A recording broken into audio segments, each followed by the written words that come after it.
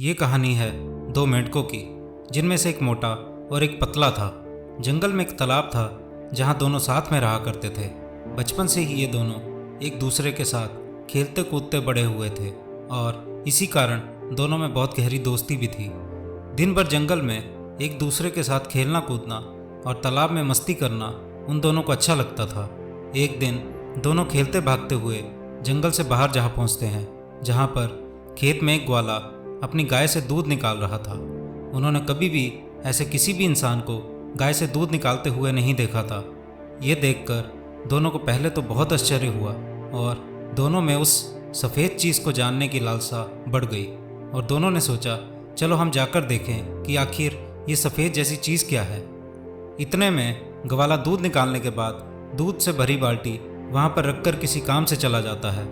अब ये दोनों मेंढक उस बाल्टी की तरफ जाते हैं और उस बाल्टी में छलांग लगा देते हैं और उसमें मस्ती करने लग जाते हैं। कभी ऊपर जाते हैं, कभी नीचे, कभी तैरते हुए एक दूसरे के ऊपर उछल कूद करते रहते हैं। पूरा एंजॉय और ढेर सारी मौज मस्ती करने के बाद मोटा वाला मेंढक पतले मेंढक को बोलता है, चल यार अब घर चलते हैं, घर चलने का टाइम आ गया है। तो पतला मेंढक भी बोल देता है, हाँ चल अब वापस चलते हैं। दोनों बाल्टी से बाहर छलांग लगाने की कोशिश करते हैं, पर वह बाल्टी बहुत बड़ी होती है और वो छलांग लगा नहीं पाते। अब वो बाल्टी के किनारे की ओर से ऊपर चढ़ने की कोशिश करते हैं, लेकिन वहाँ पर दूध की चिकनाहट होने के कारण बार बार उनके पैर फिसल जाते हैं। वो बार बार कोशिश करते हैं लेकिन निकल नहीं पाते हैं। इतना कुछ होने पर उसमें से पतला वाला मेंढक मोटे वाले से बोलता है, देख भाई, हमें यहाँ से तो निकलना है। हमने बहुत कोशिश भी कर ली पर हम निकल नहीं पा रहे हैं। ऐसे तो हम यहाँ से निकल नहीं पाएंगे क्योंकि फिसलन बहुत ज़्यादा है। एक काम करते हैं, हम तैरते रहते हैं, क्योंकि अगर हम तैरते रहेंगे तो कोई ना कोई हमें आकर निकाल ही देगा। ये सुनकर मोटा वाला मेंढक उसकी बात मान लेता है और दोनों तैरना शुरू कर देते हैं। तैरते तैरते 1 घंटा, 2 घंटे और फिर 3 घंटे हो जाते हैं, लेकिन वहाँ कोई नहीं आता। अब मोटा मेंढक थक जाता है। वह कहता है, भाई अब मैं पैर और नहीं चला पाऊँगा, मैं थक गया हूँ। ये सुन के पतला मेंढक बोलता है, भाई अगर तू पैर चलाना बंद कर देगा तो तू डूब जाएगा और कुछ ही देर में तेरी सांसें रुक जाएंगी और तू मर जाएगा। हमें मरना नहीं है, तू बस अपना पैर चलाता रहे। मोटा मेंढक थोड़ी देर और पैर चलाता है, फिर बोलता है, भाई देख, हमने बहुत साथ दे दिया एक दूसरे का। हम बचपन से ही एक दूसरे के साथ रहे, खूब मस्ती की, पर आज ऐसा लग रहा है कि ये मेरी ज़िंदगी का आखिरी दिन है। मैं और मेहनत नहीं कर सकता और अब अपने पैर नहीं चला पाऊंगा। थोड़ी देर में ही उस पतले मेंढक के सामने वह मोटा मेंढक डूबकर मर जाता है।